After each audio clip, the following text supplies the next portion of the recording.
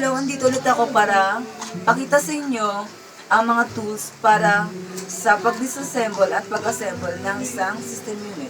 Una ay ang screwdriver. Sa isang screwdriver, makikita mo ang kinds of screwdriver. Kapag makita mong flat ang dulo, ibig sabihin nun ay negative.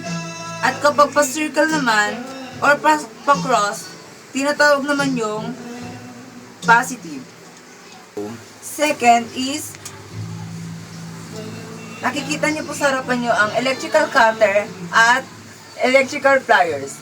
Pang-apat naman ay ang anti-static wristband. Sinusuot yun pag humawak ka sa mga parts ng system